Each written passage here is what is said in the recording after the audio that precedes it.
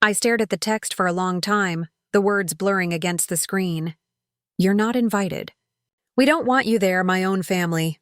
After everything I'd done, after every late payment I covered, every bill I quietly cleared while they bragged about managing fine. My thumb hovered over the reply box. The room was silent except for the hum of the air conditioner. Cold. Like them. Then I typed slowly, "Then pay for it yourselves, leeches," and pressed delete. 55 files, receipts, invoices, confirmations, all tied to the grand family wedding I'd funded. Venue, decor, catering, even the damn invitations, all in my name. And with one command, I revoked every authorization, every access key. That's when the phone started ringing. Mother first, then my brother. I didn't answer. It started like it always does, with love disguised as obligation. "Lee, you've always been the smart one," my mother said, her voice dipped in sugar. "Help your brother out. He's struggling. That word was their favorite excuse, so I helped. I paid for his first apartment, his business, his wedding. They called me the backbone of the family. I called it loyalty, but now I know it was stupidity dressed as devotion. The first crack appeared last month.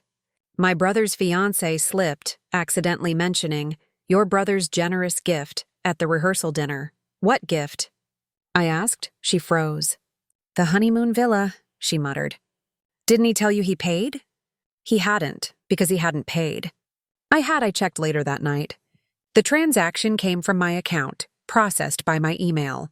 My signature was forged. That was the night I stopped being the quiet provider. I started saving everything.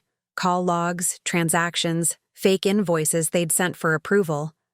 I mirrored their cloud backups, traced every password. I didn't confront them, not yet. They thought I was too soft to notice, too tired to fight. They were right about the first part, but wrong about the second.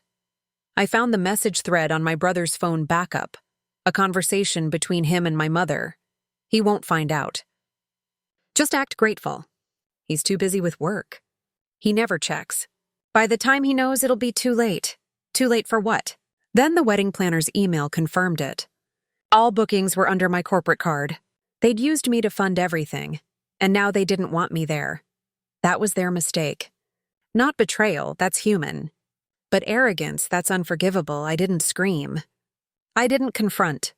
I prepared the venue contract under my personal company. Full payment refundable upon cancellation by the authorized party, me. The catering deposit, only that. Balance due on the event day. No funds, no food, the florist, my contact. The photographer, my referral. One by one, I made the calls, calm, precise. Refunds rerouted, services withdrawn, permissions revoked. By morning, the entire event structure collapsed silently. Neatly, like a house of cards. They didn't know yet, but they would. I arrived early, not to attend, but to witness. The venue gates were locked.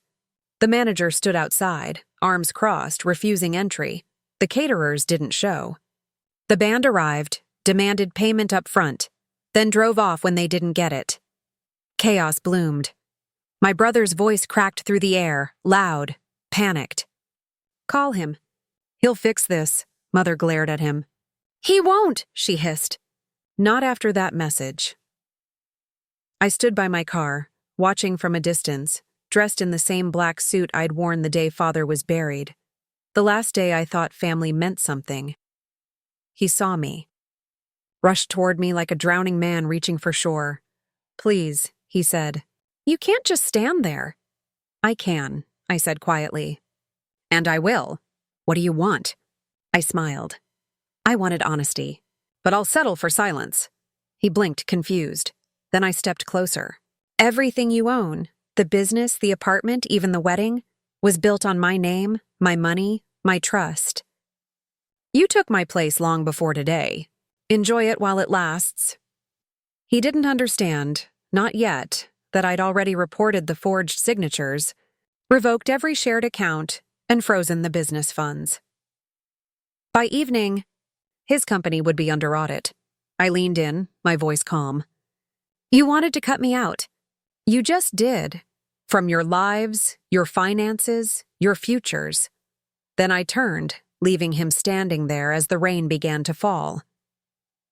By nightfall, the family chat was silent. Calls stopped.